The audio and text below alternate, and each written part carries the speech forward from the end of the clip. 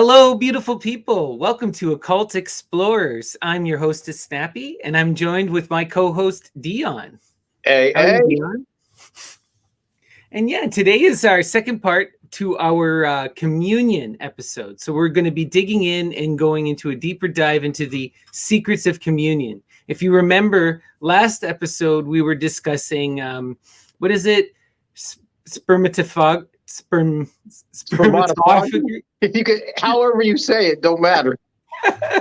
We'll say spermonosis, right? You could just, but yeah, we were looking at that as a possibility to the communion. But as you were finding in a lot of your research, Dion, you were noticing that there was a ton of potential things that could be the communion, right? And there was tons of things that would be involved in that. Do you want to dig into that? Yeah, but before we do that, we do got to give another trigger warning. Yes, always trigger warning. Yeah, last time it was extra strength. This time it's triple strength. True. If we can even do that. I mean, whatever we're talking about last time, now we're getting into cannibalisms and other isms. So if you're one of these folks that gets triggered and you keep coming back for more, I think that's called masochism. You might reevaluate your game plan at this point. You know, because we got a few different detractors, and I get that because we're doing some really way out there material. But and I want people to understand. We understand that it's way out there.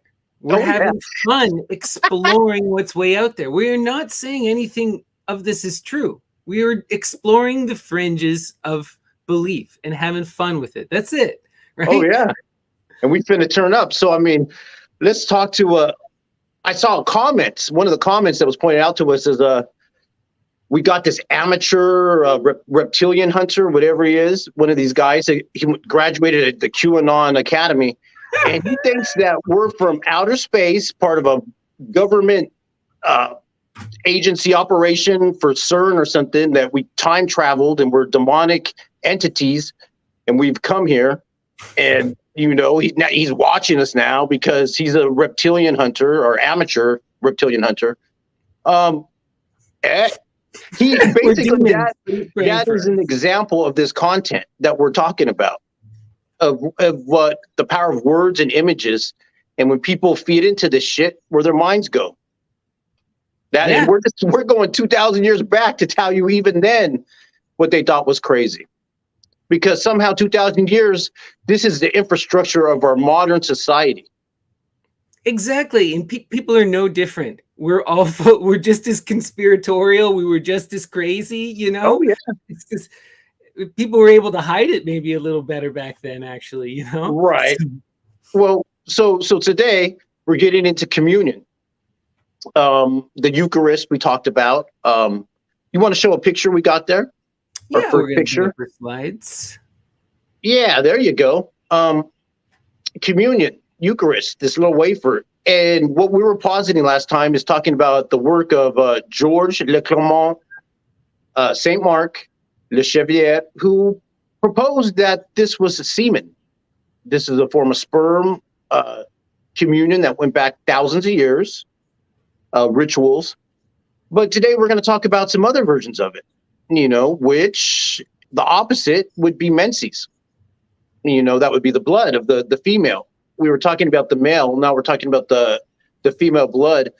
What's interesting about that, I just wanted to point out, was like, remember last time when we were talking about Georges Le Clément de Saint Mark, he inspired Theodore Rius in Crowley, and they use both sperm and menses in their version of the Gnostic Mass as their sacred Eucharist. So, and everyone's thinking that they're just making it up, but no, he got it from a series of books, traditions, titles, because he was a knight in the Catholic orders as well as being as a high-ranking Freemason, and through the classics and all this, he saw what was going on and he gave it that name, which was spermatophagy, if I'm saying it right, you know, but it's semenosis.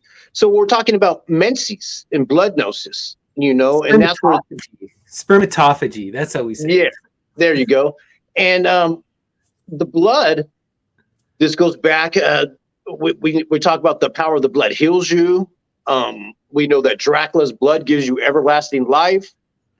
It's the Santa Sangre. If you know Jodorowsky. Yeah. Yeah. Right.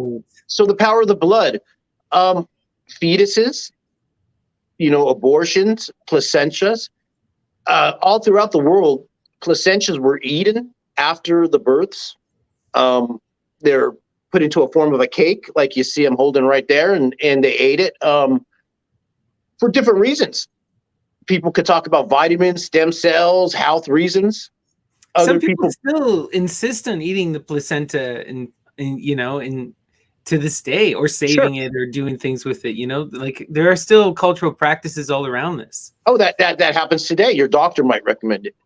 Back then, other reasons too were abortions, and part of that they wanted to intake the spirit, like in a symbolic way. It's not so at this point. It's not about the chemicals or the body parts. It's about the spirit or the soul.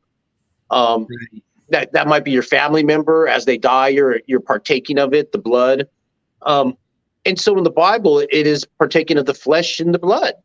And there are people that say there was some ritualized cannibalism going on back then as well.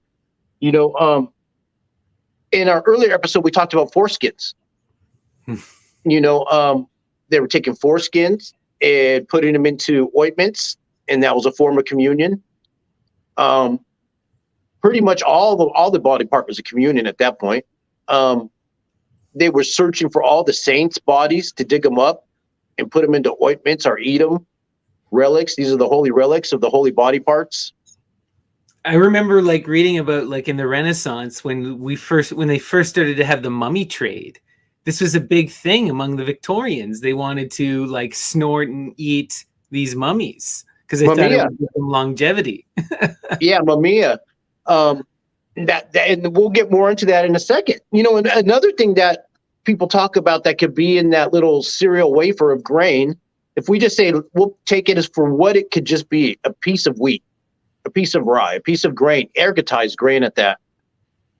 Right. That's our Eleusinian mystery, right? Ergot. Yeah, if you know Karl Ruck, or other authors that talk about ergot, Albert Hoffman, Wasson. So many people have talked about it at this point, and even modern authors they've found in other parts of the world, not even in Greece, but in Spain, some of the Greek temples there, and they found inside the pots and vases they tested for ergot. So there were ergot beers. They just weren't finding them at Eleusis because the place was destroyed by several wars over several times in Christianity. They destroyed a lot of the evidence. And so you won't find a lot of this evidence of and so when you see this, that could be a psychedelic herb in that.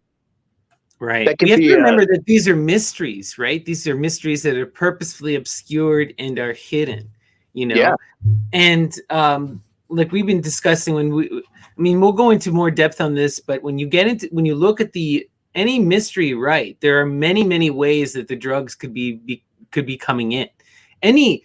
Anything that's done in the rite is potentially a drug, right? And the entire process of harvesting and production, everything transforms these drugs, So you have to really look at these things closely. And those are even a type of suppository people talk about in ancient times, these little suppositories they had. So, oh, wow. Let's talk about where the Eucharist comes from, an older version of it. And getting into the ergotized grains and the mysteries. And let's go to, so you see that right there. You see they also have a drink with it, and they talk about that being the blood, because you have a drink that goes along with the flesh. It's the blood and the flesh. But go to the next picture.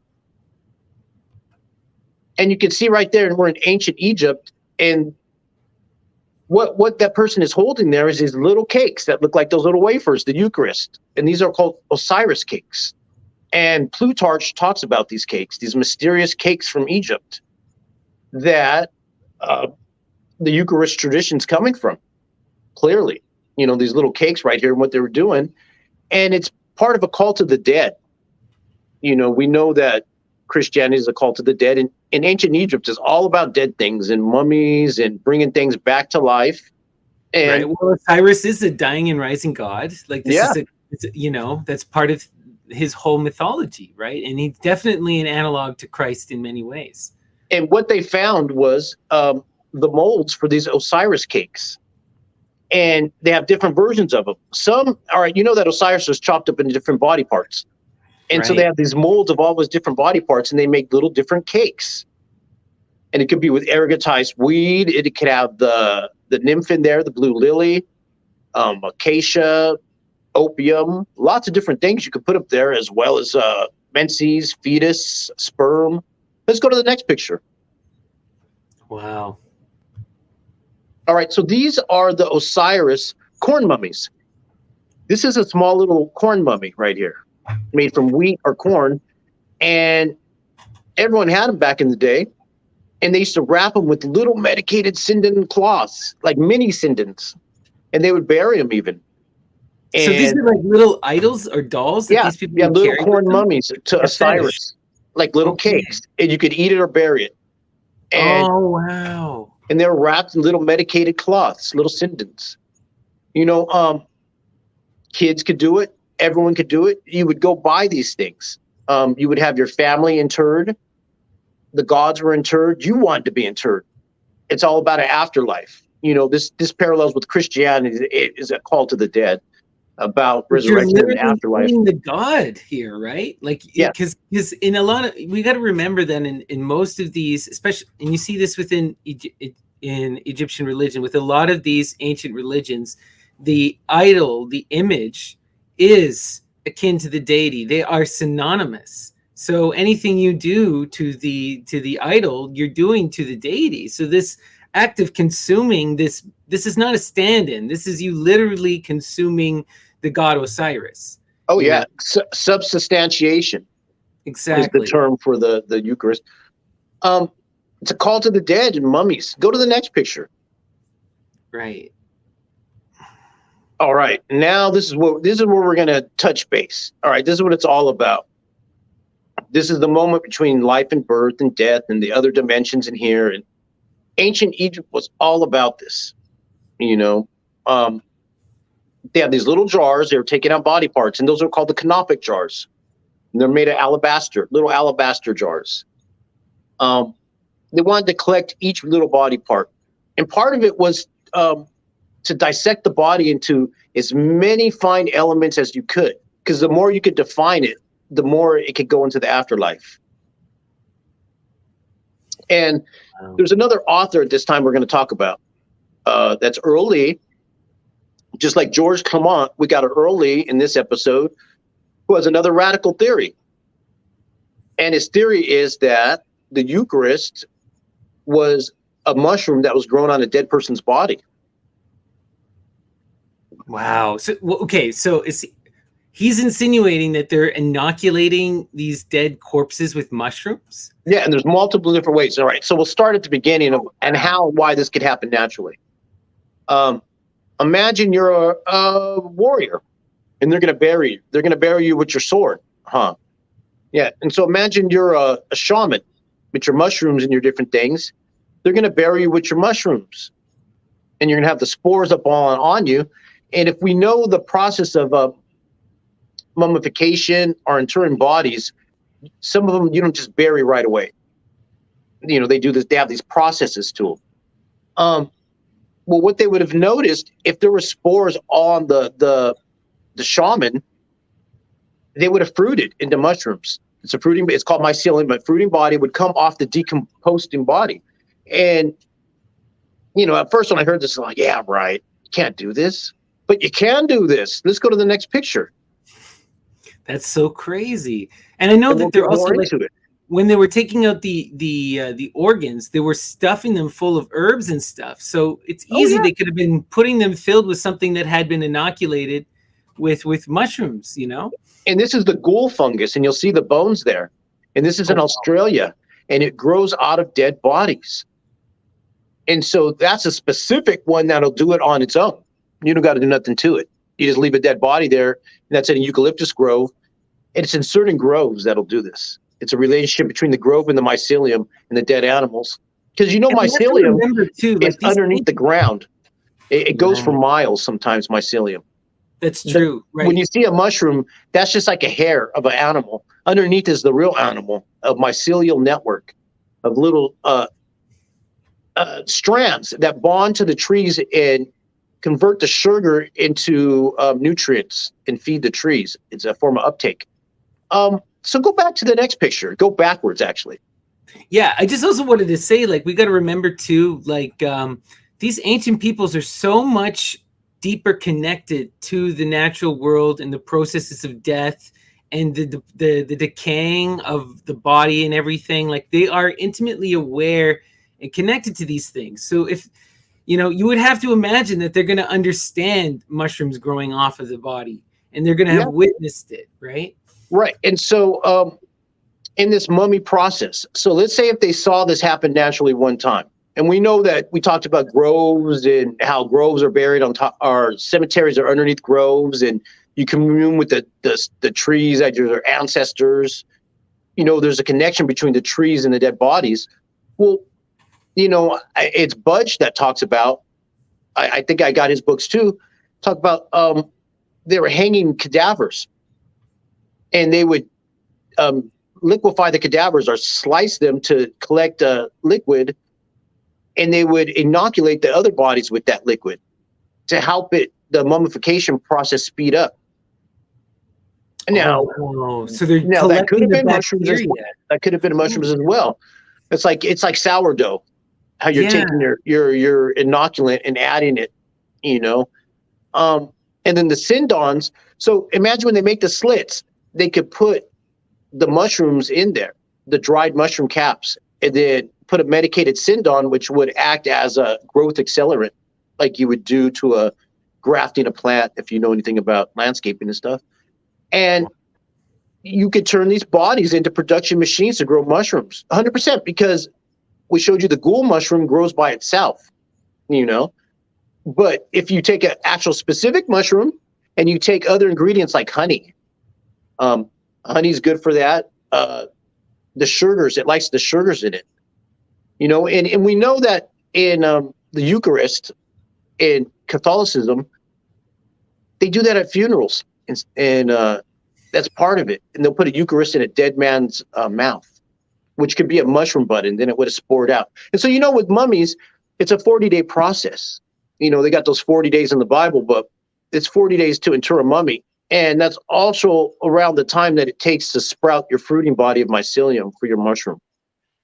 So what Earl Lee posits, like your family member dies, you take him to your embalmers, which are your myrrh bearers, because all the stuff they're using are the myrrh bearer stuff, the ointments. And they would inter them, and then you'd come back for the wake, like 40 days later or whatever, and your ancestor or your be sprouting, and now you would take the Eucharist. This is 100% possible.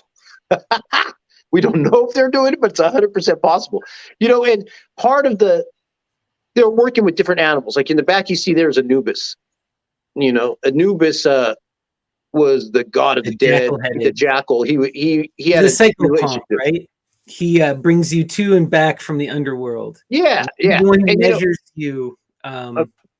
Go ahead, sir. Well, that's Mahat, and those are the scales, and they put a feather on one side and weigh you against the feather, to see if you could get into the underworld. And another animal they worked with was Sobek, the crocodiles.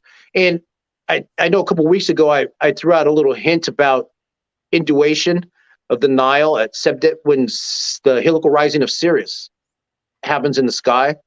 And that deals with these little jars, because the jars is called canopic jars. It deals with the Canopus star, which is deals with also canines and cannabis and dolphins as well. How it's connected in their mythology. And to this day, I think the military, they use the canopic star in outer space as a missile guidance system, because they triangulate. They got to have a third party to send a target. When you're sending the payload, it goes from A to B, and you need point C as a triangulation. And they use this star in outer space that's connected to embalming in the myrrh bearers. Wow.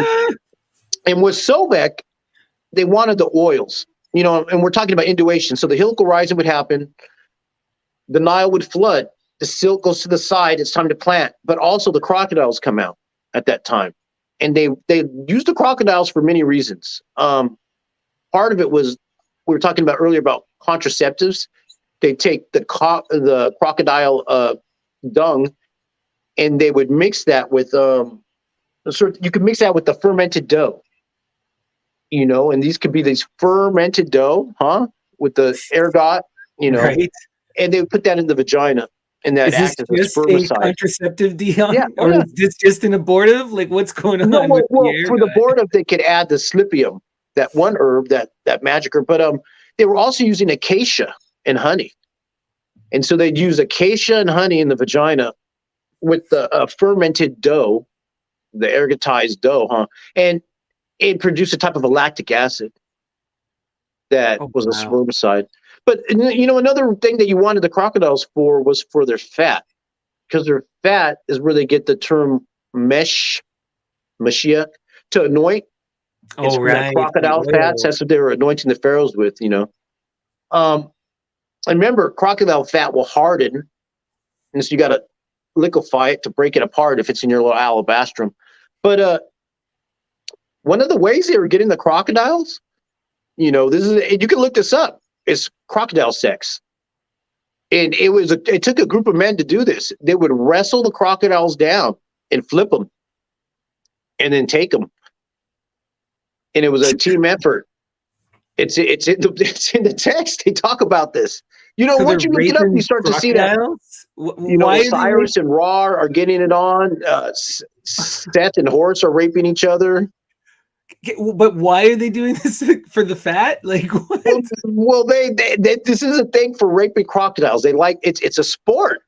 It's a sport and an initiation. But once they got them, then they can get the fat. Oh, wait a second. That reminds me of the bull wrestling.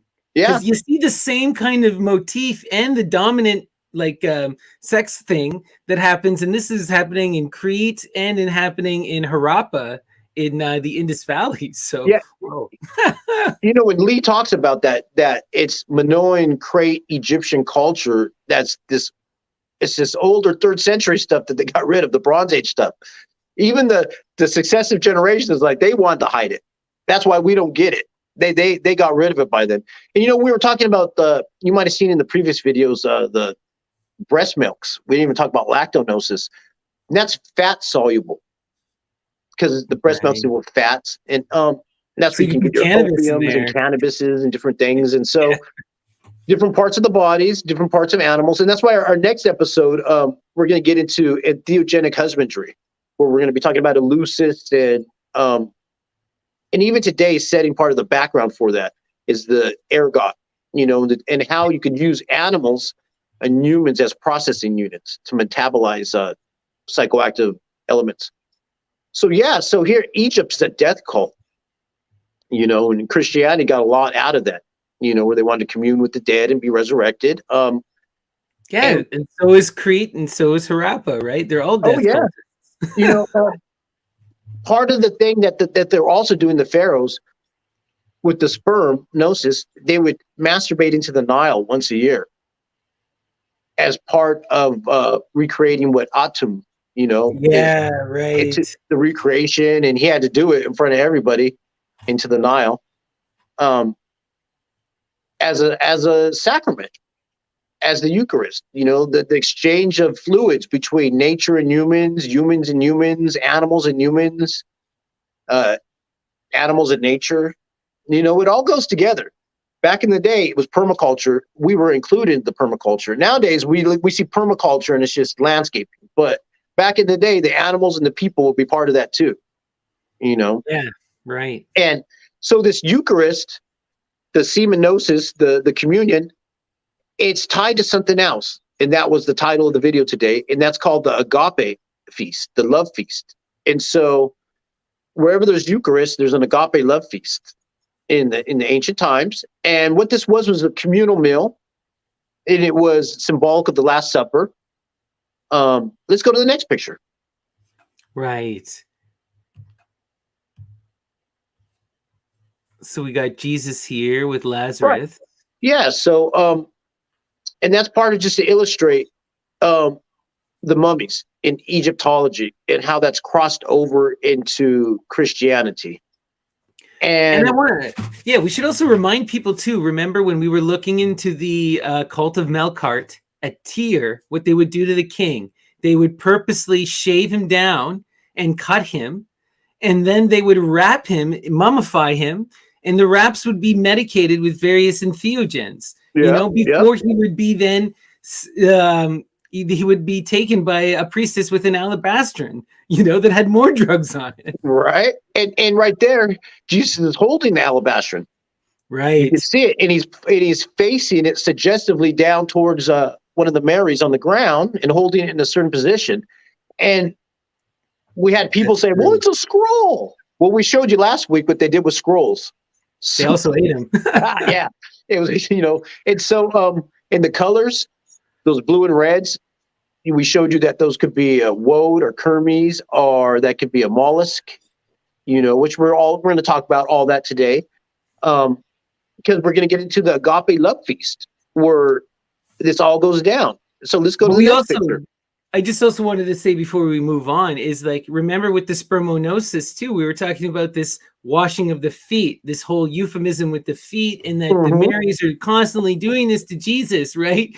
Well, that's the feet, that's the original anointing is of the Pharaoh with the crocodile fat on the feet. That's where that comes from. And it's also like the foot was a euphemism for the penis, right? And these would be euphemisms for fellatio, right? So Yep. And I see some other colors back there in those robes. That was saffron. But all right, so here we are, the Agape Feast. This is from one of these catacombs showing representation of the feast. And it was about the Last Supper, where they came together to have a communal meal. And then right after that was the Eucharist, the communion. And you can see here, there's not 12, because in the older paintings, there's only like 5 or 7 of them. And interesting. If you know you'll notice that they're reclining,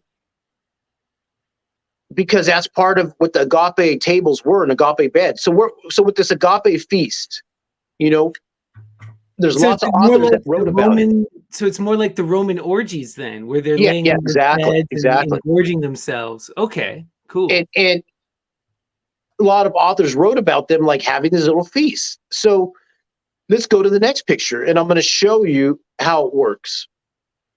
All right, here's the layout. Triclinium. It means the 3 beds are a circle, and this is Roman dining etiquette, seating arrangements. And this is in relation to the Last Supper.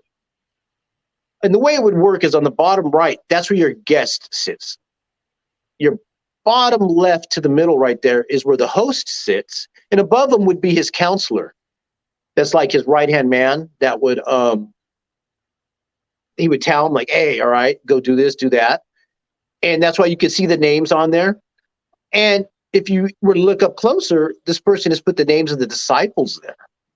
And the bottom right, it would be Peter, and over there would be Jesus, and they have John. And because this is how the Last Supper would have been if they were using this triclinium seating arrangements, is what everyone was doing back in the day then. Because if you look at the agape beds that they found in these tombs and that they dug up, they have this arrangement. Now, what the author puts forth, which is ironic, we talked about John and Jesus, their relationship, the beloved John.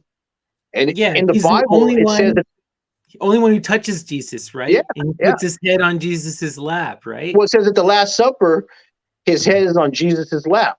Well, in order for him to be on his lap, he would have to be in the same bed with him. Based on the seating arrangement, they would be spooning. That's what we call it in modern times. In order, you know what I mean? If they were laying down and he had to be head on lap, then let's go to the next picture and I'll kind of show you what it really looks like. This will put it in perspective. There you go. That's what an agape table and bed looks like in ancient times. They were laying together, and in the middle was the food and entertainment. In the agape feast, in the middle was a table, though, that had all their little secret ingredients on it. But here you can see how it's kind of like a party. You lay down and drink and eat and tell stories. Except these people, back in the day, they wanted to do it in tombs, though. They wanted to do it in the graveyard. That's the difference. These Romans, this picture of a Roman version or Greek version, they're at a house just partying. But Right. the Christians get in trouble for doing this in graveyards and tombs. Which I kind of find ironic, just because when we look at paganism in general, ancestor veneration is the central rite. So doing things in the graves, worshiping and honoring the ancestors, building these complex burial sites and performing these kind of rites is kind of the most pagan thing possible. Oh, yeah. So to see these guys kind of usurping that is a bit ridiculous. Well, and they got it from an older tradition, and I'll show you in the next picture. And it's called the Mosaic. Well, here that's actual what they look like.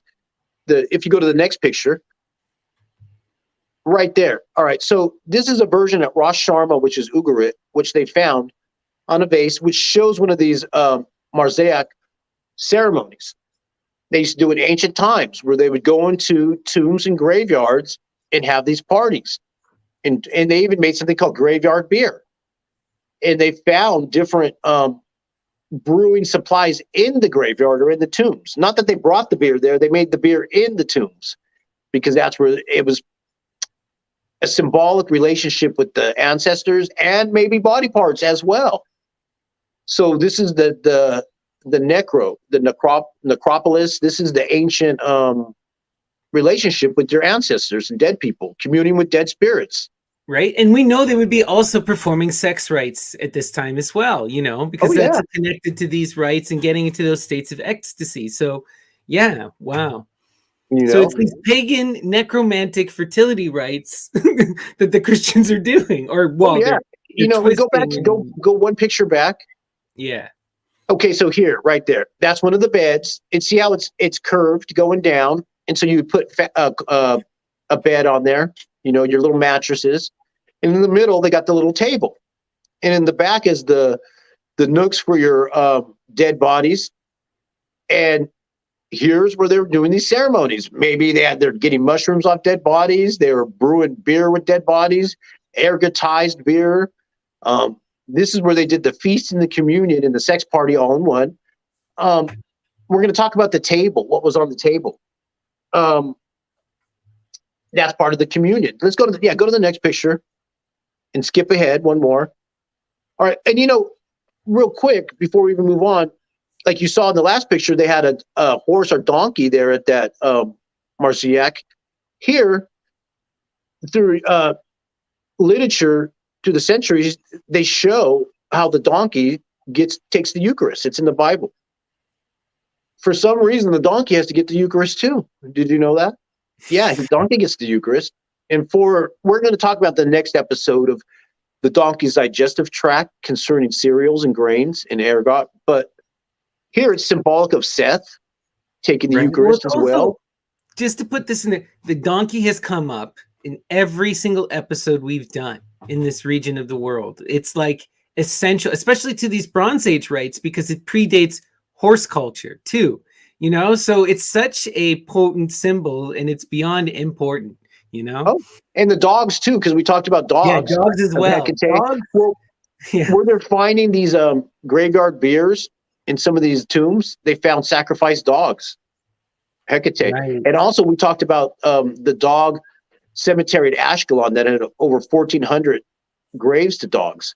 Yeah, and they were having sex with dogs, sacrificing dogs, worshiping dogs, giving dogs hallucinogens, drinking their dog's pee, what have you. So many different. That's what next episodes we're going to talk about, how you could interact with animals and nature at a different level. Here we're more into the Christian symbolism of it compared to ancient Egypt. And so, go to the next picture. Yep, that's what that's one of the spots right there. You can see their little table. Go to the next picture. All right. So central to the feast, the Agape Feast, the communal meal was a fish. In a lot of the pictures, you'll see a fish in the middle of the thing.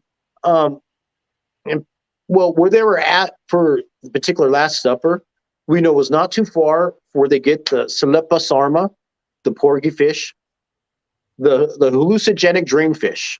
And that's picture one right there. And if you remember from our previous episodes, these dreamfish were the ones that they were having at the Temple of Artemis in Tyre, right? Maybe because Maybe. it's an That's alcohol. It's speculation. remember because here's the thing. That's fresh water. And these little fishies are salt waters, so it would have to be coastal. That's what I'm gonna have to go back and look at that to make sure. But there's symbologies around the fish though, and they Right. use the dreamfish. It's just if they had those in those specific pools, or do you have a freshwater version of this Celepa, which would Right. be Another psychedelic fish, right? yeah. Who knows? And Or maybe talking it's a about those sea next snake. week with the bufo toads and the this and that, all the different versions and ways you can get high with animals. Maybe Right. that's what we should have called it, getting high with animals. But so the fish is central to it. We already know they're fishermen and all this stuff. The magic fish. Let's go to the next picture. Right. Remember Mary Salome and her fleet yeah. of ships, you know? And bread, because bread is part of the Agape Feast. Eulogia is this magic bread. And here's some bread with their little molds. And they put little symbols on them, which were little spells. And imagine these are ergotized grains with herbs in it, as well as maybe some body parts. And what's noticeable about the eulogia bread of the Last Supper, after it's been consecrated by the priest, it becomes the bread of exorcism later with the leftovers. Because in exorcism, they use breads and oils, which we'll be talking about more of that later too. But yeah, so the bread. So you had the fish, you had the bread. Another thing they use, if you want to go to the next picture. Oh, the medicated wines. Because the word wine doesn't mean grape wine. Wine means a ferment. With you'd have to tell them what kind of wine. Like me going to the store, going and saying, "Hey, can I get a soda? Can I get a wine?" And they go, "Well, what kind of wine? Do you want acacia? Do you want opium? Do you want cannabis? What kind of wine you want?" And this is part of this is the communion. You got to take that wine, and the Agape Feast. That's where you take a lot of the wine, and they start partying down there in the tombs.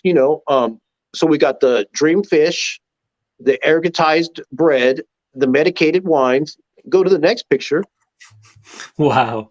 Right. This is their meal. Yeah. And it's honey. Yeah. Honey's central to it too. We already know about medicated honeys. There's so many different versions of them on the planet, from heather to the rhododendron up in Colchis, by Colchis right there. So many different people put mushrooms in honey to preserve, and then it becomes like the blue honeys. There's forms of mad honeys. And honey was also used, so in this rite, but it's also used in Egypt. It's used in making mead, because there's sometimes they were drinking beer, mead, and honey together in a trifecta. Oh, wow. And honey's also used in embalming. And imagine if this dead body, and we had put some spores on it, made a slit, and I put a little dried mushroom in there, and then I put a medicated wrap with some honeys. That would be your growth accelerant and inoculant, because mycelium feeds off the honey. Right? Like, I've grown mushrooms in my yard, and all I would do is I would harvest a bunch, grind them all up in water, and then add in some fertilizer, and then you just sprinkle that around the area you want them That's to one grow. way. Yeah, they'll spread all kinds of different ways. Mushrooms are special. I said, you were saying mushrooms. Yeah, with mushrooms and honey, mushrooms, they can survive in outer space in a vacuumless environment, the spores, and it can bond to solar wind. And so it can be in outer space for a long time and come here and land, and, and they like honey because it likes the sugar. The mycelium feeds off it. And these are elements of this communal meal, the Agape Love Feast, the Last Supper, which is every the other thing I keep thinking of too is, like we were talking about last episode with all the hot boxing with Wretch, and it's like they're going into these catacombs, which are these dark places. It's a deprivation tank. Well, you're blowing out the lights. You're lighting all kinds of incense, so you're fumigating the whole place. and you're in They the had to make total dark. ventilation shafts. They had to have proper ventilation shafts because you were already getting lightheaded because you're not breathing properly. And then so it's a hot box down there. So you Right. got your hallucinogenic honeys, your fumigations, Your bread. your wines and beers, your ergot wheat, your dream fish, you know, and maybe some mushrooms growing on some dead bodies. I mean, this is your Christian, your Last Supper, your agape love feast. So, go to the next picture. All right. So in the middle of the table was called sometimes they had a little circle in the middle of the agape table. That was called the chrism, where they put the chrism oils. And the chrism oils are these anointing oils that we've been talking about in a lot of the videos. And it makes its way out of the Old Testament with the relationship of the olive tree, to El. And there's 3 different oils they use. One is the oil of catechism. One is the oil of infirm, like when you're infirmed or sick. And the other one is the sacra chrisma. The one in the middle is the sacred one. And these are used for baptism, exorcisms, all kinds of things. They like these oils. And the oils is central to the rite. It's central to the agape love feast. And these are the myrrh bearer oils. And these oils are empty right here. Just like your wine. It's empty. It would have had something in it. It would have had myrrh, frankincense, nard, cannabis, opium, maybe some mushrooms, whatever. And they were anointing each other and getting high. This is part of the ceremonies. And to put things into context, like right now, I'm working with my brother in a pharmaceutical company called Cygenics, and they have been extracting certain kinds of compounds from frankincense for use, like to sell it as like a psychedelic. So yeah. And these are central to the rites. The anointing oils used it like exorcism, sex. So now we're going to talk about some of the church fathers. Tertullian, he talked about, or one of these authors, he talked about how could you let your wife go to a Christian love feast alone? That's what he talks about in the ancient text. Like, you're going to let her go alone to the Christian supper, Oh, and here's a Hippolytus. We're talking about the oil ceremonies and what you do with the oils and the priests. Here, what he says, at cockcrow on Sunday, Easter Sunday, it talks about the candidates here. They take off all their clothes and they get the oils for exorcism. And remember, we're talking about you want to embrace these exorcisms. And you have to be exorcised before you can even be baptized, And here, if you read that, it talks about they got to do it from head to toe. And here it says they anoint you head to toe, 3 different times. And it's always head to toe when you're naked. Then you get to put your clothes back on. St. Cyril talked about that. Here's Hippolytus talking about it. This is what the priests do to each other. You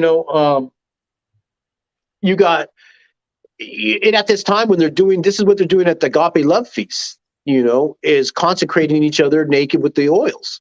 Because this is what the priests are doing later with these magic oils. And certain people talk about these feasts. One is Clement and the Carpocratians. He talks about the Carpocratians are doing it and getting all freaky with their feasts, debaucherous sex parties. Bishop Aurelius, that's in Carthage. He has to put that's at St. Cyprian. They have to put guards at the tomb of St. Cyprian to keep the Christians from going down there to have these sex parties. They have to keep them out at a certain Cyprian point. The one who gets caught too with like the purple dripping out of his behind. All right, so now let's talk about the purple. This purple. If you go to the next picture. All right. So part of the Christian sex parties was the burning purple. People had purple in their eyes and different body parts. We talked about how the dog of Heracles finds the purple. That's in the myths. How purple molasses is used as a dye, which can be psychoactive. What they were saying is that there was an eye ointment the in the body anointing, they're putting the purple around the eyes because it can go into the mucus faster, whatever, because you'd see the purple around their eyes and body parts, but it doesn't necessarily have to be mollusk. Because if you want to go to the next picture, it could have been something else. And it's called, this is the ergot. We're back to the ergot again. And the name for ergot, the claviceps purpurea. Purpurea means purple. That's a black, dark purple effect. And we know that the condition it produces is called St. Anthony's fire, which will burn you. That's your burning purple too, right there. Imagine mixing that with the mollusk, the ergotized wheat, because the wheat is central to the mysteries there. And the Why oils. else would it be called purpurea? Like, that's too on the nose. You know, and the wheat wafer is central to their thing. And maybe there's a way we can find some references to this. You know, if you want to go to the next picture. Yeah, Matthew 12. There's the Greek version, but they found recently in the Vatican, they unearthed these in the archive using X-rays. They saw a text underneath the text, and it was Syriac underneath the Greek. And the Syriac says that Jesus and the disciples are walking through the field, the grain field, and they pick the heads of the grain and they rub them in their hands and eat them. It's the claviceps going through the fields. And he gets in trouble for this on the Sabbath. And they say, oh, because he's eating on the Sabbath. No, it's because he's getting the claviceps off the... It just keeps making me think of if you've ever been around marijuana, right? You can just pick up stuff, roll it in your hands, and you got hash. That's called hash. And it's funny because some Middle Eastern friends one time, you know, it was like, they were talking about smoking weed, and they said, we don't smoke weed. That's an unfinished product. They said, we smoke hash. That's a finished product. Right. You know? And so, yeah, think about the claviceps as the burning purple on the eyes with the mollusk mixed in. And I don't know if maybe the mollusk has a way to activate the LSA in the claviceps, you know. But let's go to the next reference. Right. So, you know, right here, we were talking about before oiling them up, messing around with young boys, laying on boys, rye as ergot. This little recipe right here, it's a PG. I would call it a PGM type recipe. Though here they're saying it's a punishment. It is the punishment of Saint Basil. You know, and what he does there, he talks about a punishment for what a monk, if he gets caught with a young boy, what they're going to do to him, you know, and they're going to take him out in public and whip him. And as you know, we talked about the flagellantes of this order. They get off on being whipped in public. Yeah, you know? That's a part of their rituals in order to enter into these states of ecstasy. So these are monks who are already well versed in whipping. Yeah, so they're like, okay, so if you get caught with the little boy, we're gonna have to whip you. And then part of it, you're gonna have to take this rye. It says you're gonna have to take the rye 3 times in a certain way. And that's that rye we're talking about, the claviceps. You know? Jesus. This doesn't seem like a punishment. Jesus. And then they're going to make him do some of his little vigils and prayers and more exorcisms. He's going to have to be re-exorcised. They're going to have to strip him naked and oil him down, you know. And then he has to be put into 2 brothers. We has 2 brothers have to watch him from then on out. And so he gets a little menage a trois. And so it's like, is this a punishment? How is this a punishment for this masochistic flagellantes?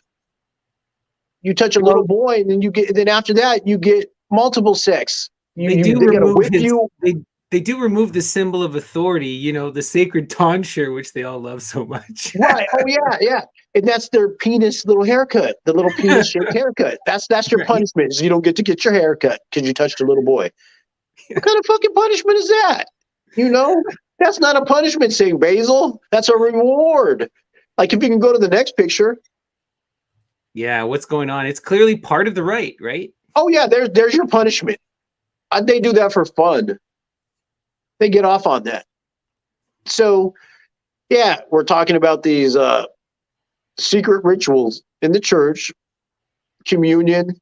You got it through different body parts, through different psychedelic herbs and plants, sex orgies, hanging out with dead people in the tombs. This is Christianity. This is your early Christianity. This is what you want Bible study. Let's do it. Right. But like, yeah, right. We have this tradition of these people doing all of these drugs, engaging in all these sex rites. And if we think about it now, like look at the Last Supper. Everything on that plate is a drug, right? It's all coded. It's all clear. I don't understand how people keep yelling and freaking out about this. Yeah. It's small groups of people communing with the dead, in the graveyard. Sex, animals, everything. And that's what we're talking about next week. We're going to break down how animals are used in these rituals. How a horse or a donkey has two different stomachs. Their digestive tract works a little different. They can break down grains and cereals and wheat and rye. And like you were talking about dogs, right? Dogs are one of the most malleable species that we have. Through breeding, we're able to, they have such an incredible genetic diversity, and there's been so many different species of dogs that have been lost to us across history, So imagine that they had species of dog purposely bred to process drugs. They had dogs that were specially bred to lick, because the dogs in the tongue has the antiseptic or whatever it is, and bred to be healthy, to have like a stronger anesthetic, maybe, right? Yeah. So that's what we're talking about, is animals through the selective breeding. Like say your snakes, your dipsass. Well, if the venom's too powerful, then you would breed your less powerful snakes and keep those snakes. So these animals, because when they look back in ancient times and they say, well, we tried to recreate the formula, it just didn't work. Now imagine we wanted to recreate a bufo toad formula and we didn't know what they did, but we knew that we saw it on a wall, like, ooh, bufo toad.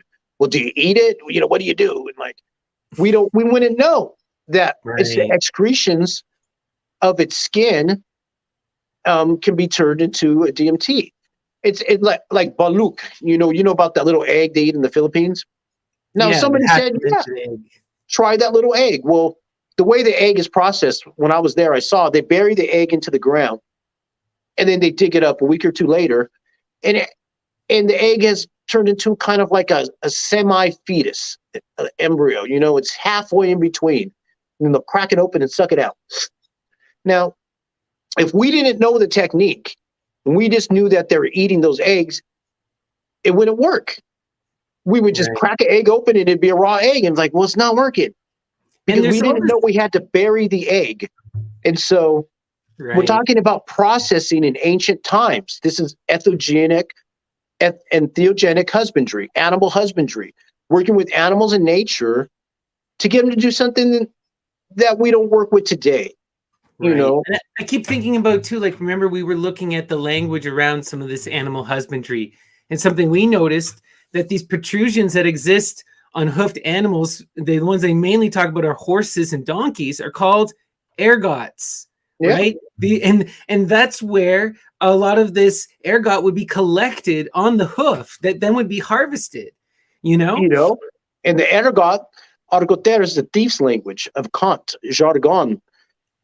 Slang. French, you heard the term slang? Like, slang is a term for language, but it comes from to slang is to take the tips off of the wheat, like what Jesus was doing, and rub it. That's what slanging is, taking the tips off the. It's all drug language, right? Yeah, and that's what the argot is, the thieves' language. It's an underground language, and that's why y'all can't make your kaikions, because you don't know the thieves' language. Yeah, you don't know the algorithm. You're not seeing the husbandry.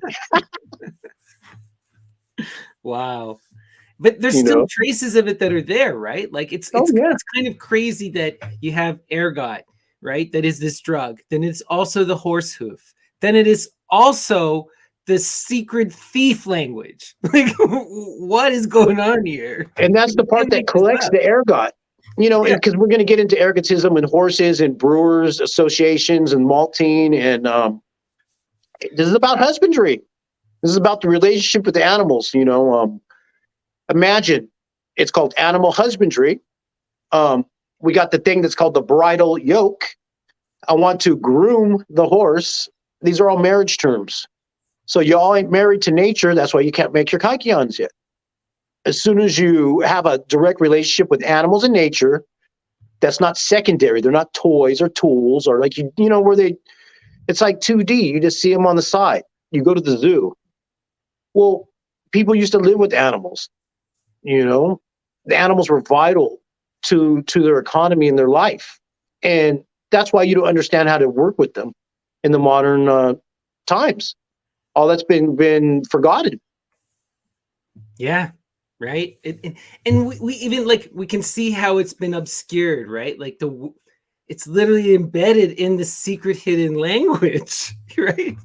And it's That's connected right. to these shady underground people. What was that phrase that like coming like a thief in the night? Right. Just saying. But yeah, so this has been an amazing episode, Dion. Thank you so much for this. And yeah, next week we're going to come back and we're going to be doing our entheogenic husbandry, right? Yeah. Getting high with animals. Yeah. Right? But yeah, so thank you guys so much for watching Occult Explorers. Is there any last words, Dion? Like and subscribe. Hit the notification bell. Leave some more crazy comments about us. We like it. Yeah, call us demons. We'll pin you to the page so everyone can see. Right? All right, everyone. You all have a wonderful Sunday, and hail Satan.